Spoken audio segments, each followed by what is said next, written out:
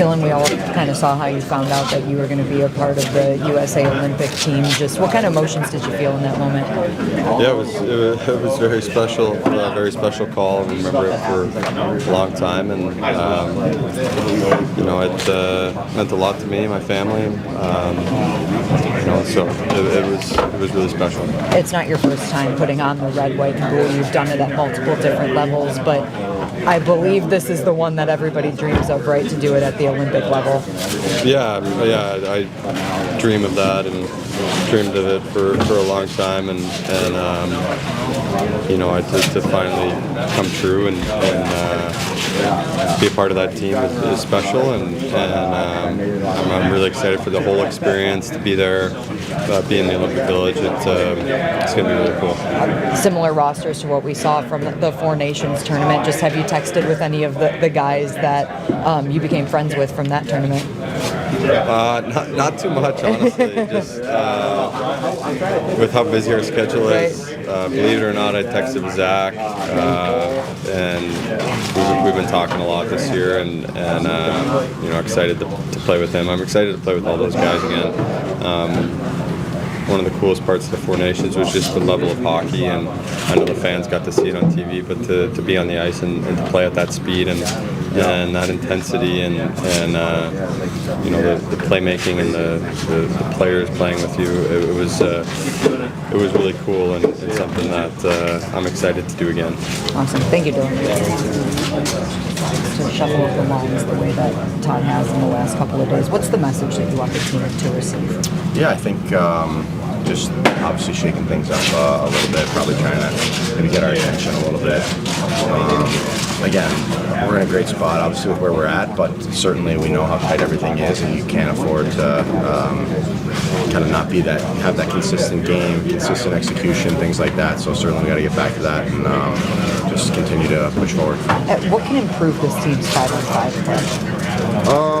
Yeah, that's a good question. I think just playing simple, attention to detail. I think we've gotten a lot better at that as the year's gone on, just making the right plays at the right time. When is it a time to live the fight another day? When is it time to just advance the puck versus when is it time to really try to make maybe a more make a play that might be a little bit more of a not high risk, but just more to it than just making it simple. But I think when we play simple and we play more direct at the net, and a lot of things tend to come off of that for us. I feel like that's a good recipe for us to really lean into that, especially again when we want to get back and playing the way we know we can.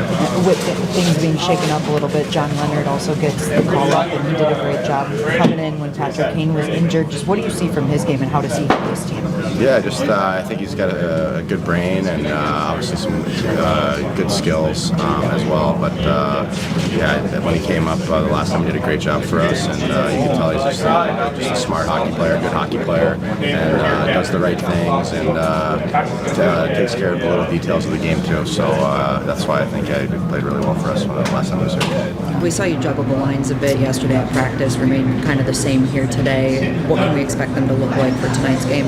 It'll be as you saw today. We're going to give the top line an opportunity to stay together. When we look at 5-on-5 scoring in the last month, they've easily led the way, and plus minus and everything analytically tells us to keep that line together. Some of the other lines we haven't been getting as much out of them. Certainly there's a concern with some of our top players, so we'll mix them up.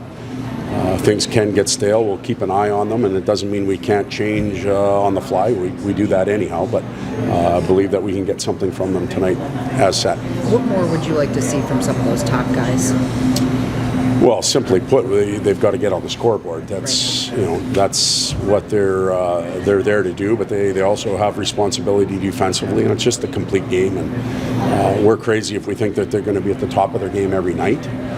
We certainly understand that, but we've got to get it dialed in as quick as we possibly can. And John Leonard looks like he will be in the lineup tonight. Just what does he add that made you guys want to bring him back here? Well, it was easy to bring him back. He deserved to be here. There's circumstances around reassignments all the time, but he's back. He skated well when he was here. He has a very accurate shot, which he's proven in the past. And he provided some energy and some life to the team, and we're hoping he gives that to our group again. Who is coming out for Leonard? For Leonard, Danielson will come out tonight. It should speak to the depth of this team that you guys are able to shuffle the lines, and Marco talked about how guys are really comfortable playing with each other. I would think that's a strength and a positive for this group. It should be. We think it will be, but the proof will be in the pudding. And what I like so far is that there hasn't been anybody pouting. I think they understand that they needed to brush up on some things, and that maybe a change or the staleness had set in. And practice yesterday was a real good practice. The morning skate so far real good. So let's see a real good performance, and everybody holds their heads high and works with each other. This group in Ottawa, identical records in the last 10. What are you seeing from them and the way that they've been playing? And I guess the Atlantic Division as a whole, every night, it doesn't seem like there's a night off. No, there isn't, and there won't be. It's just the way it is. Maybe the word of 2026 so far is parity, and it'll probably continue to be that way in the NHL. It's just so tight. You don't play for one night and you go from first to third or third to fifth, and you have to be able to deal with that mentally. It shouldn't throw you off. You've got to play all 82 games and then look at those standings. So we're just focused on our game and got to get ready to play.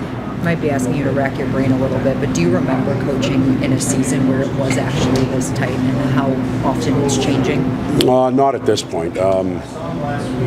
There always seem to be 3 or 4 teams that were out of it in your conference. Trade deadlines coming up, and people are putting the media people are putting their list together who's going to be sold. It's not happening as much this year because everybody's in it, and more importantly, nobody's out of it.